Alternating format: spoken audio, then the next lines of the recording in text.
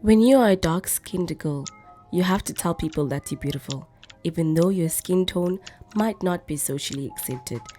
And after telling them that you're beautiful, you have to defend why you're beautiful, even though your skin tone is dark.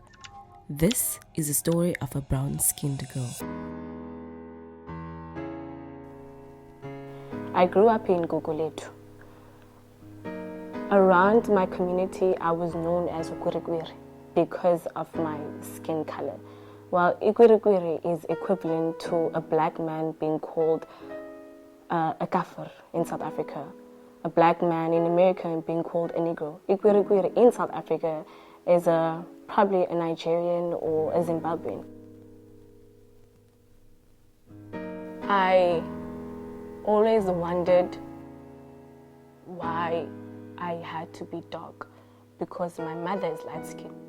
My dad, though, is a bit darker. So I wondered, why this dark skin? Why, God, why didn't you make me probably lighter? Because I look like my mom, but I've got my dad's skin color. I've got my mom's features, but I've got my dad's skin color. I am a girl. I'm my mom's gender, but I've got my dad's skin color. I remember days when I was playing with my friends and I'd catch a reflection of myself. I'd quickly run to the bathroom and scrub my face with a white soap in hopes that my dirty skin would be off, that I'd get rid of this black skin. I'd do it and I'd close my eyes, hoping that when I do open my eyes, I will be lighter in complexion. I will be the girl that I want to be, not Ukwirikwiri.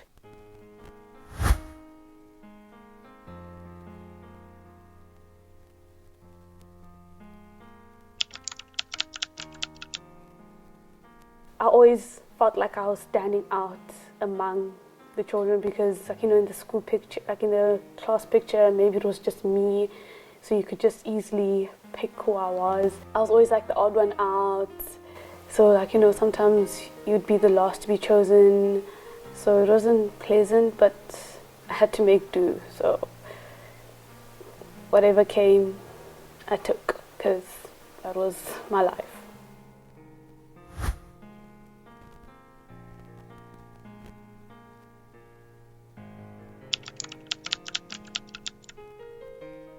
I remember back to being in the 5th grade, I think, or 6th grade, where people would take turns laughing at me and saying my skin is scaly.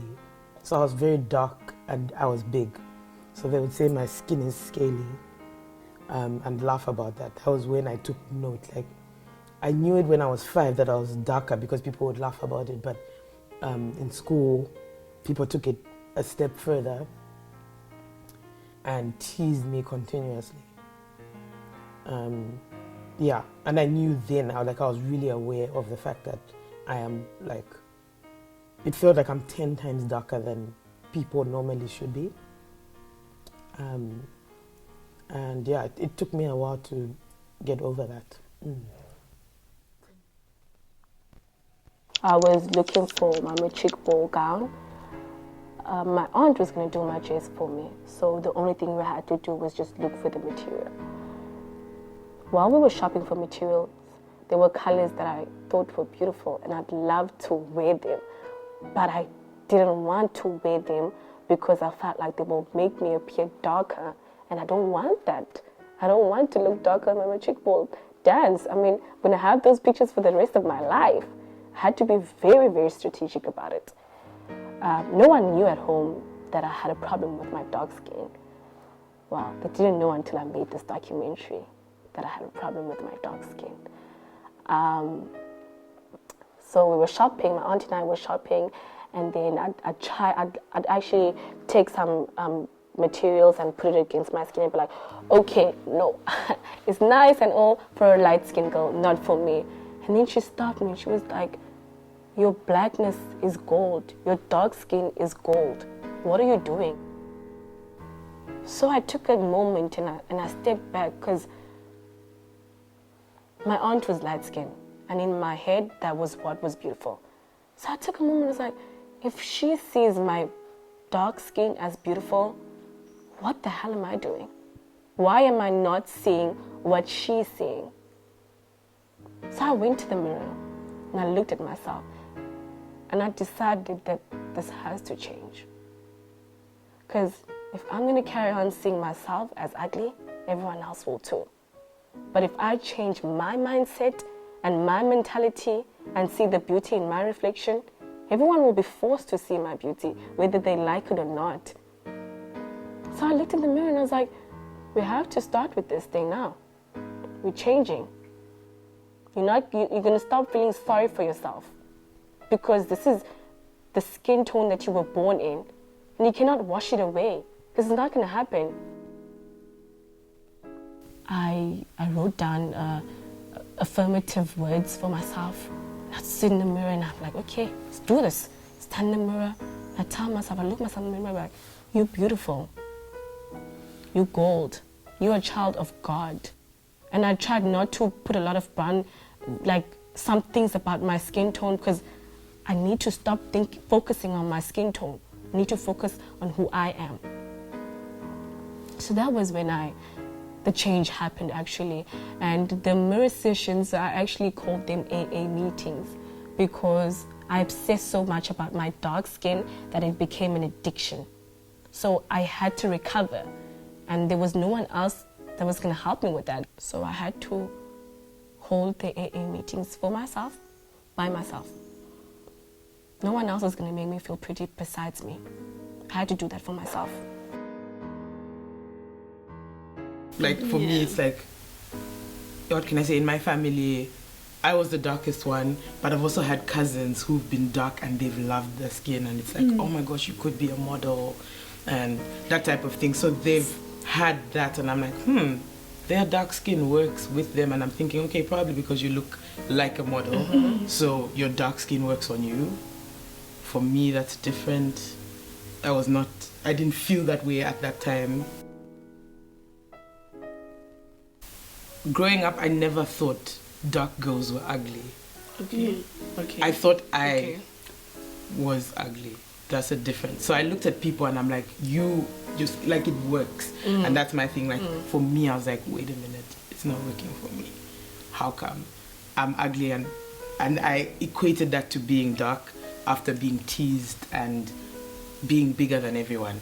But I didn't see that with other people. Other people, I would look at them and I'm like, yo, that dark skin actually looks really nice on you. But for me, it's something that it seems I can't pull off.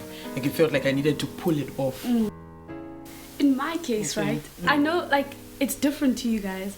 I'm not trying to be vain or anything, but I've always told myself, you know what, you are beautiful. Why don't they see you as beautiful? And it's hard. It was hard for me to kind of make people see that I'm also beautiful. And it was like, that was the battle that I was fighting with. Not like, why are you ugly? Like, I was like, why don't they see? Like, why? Like, you know, you try everything, like, you do everything that you possibly can, and then nope, they still see you as ugly, and you're just like, well, there's nothing I can do about it. But because I still see myself as beautiful. Like, when I look at my mom is beautiful, and I'm proud. Like, you know, I'm proud to be a brown skin girl. But then it's like, when I'm walking out the house, it's kind of like, I'm also ashamed, but deep down I know I'm proud, but I have to act like I'm ashamed, type of thing. It's on and off. Okay. I don't think it ever stops. Like, you get this epiphany and you're like, you know what, that's it. No, like, there's days where you just go, I can't. I feel like we're blessed. With our skin, I feel like we are so blessed. But then people just don't notice it. The message that I would give out to another brown skin girl would be, don't let anybody, I mean anybody, because it can also be family, don't let anybody bring you down, because you are the only person that can truly make you happy. You're the only person that can see you for who you really are, because you were born the way you are. God created you as you are. So you can't try to change yourself to fit this image that you think is perfect, because nobody's perfect. You just need to embrace you, and once you embrace you, nothing in the world will matter. I'll tell my younger self, firstly, not to let anything that people say or think about you, especially when they're young and they don't know what the future holds. I would tell myself to hold my head high. I would tell myself that, you don't have to worry about it, because in the future you will be something. You will be beautiful, you will be powerful, and what people say in school or the stigma around your dark skin will not define you once you get older and understand what it means to love yourself. Yeah. I'd tell her that you're actually going to turn out okay. You're going to forget about these things. I probably wouldn't stop her from seeing herself as ugly, because maybe I wouldn't have turned out the way that I am. And if I saw myself as beautiful, I probably would not do this documentary, Brown Skin Girl, because I would not have a story to tell. So I tell her, feel everything that you're feeling. Don't rush yourself. You're gonna get there.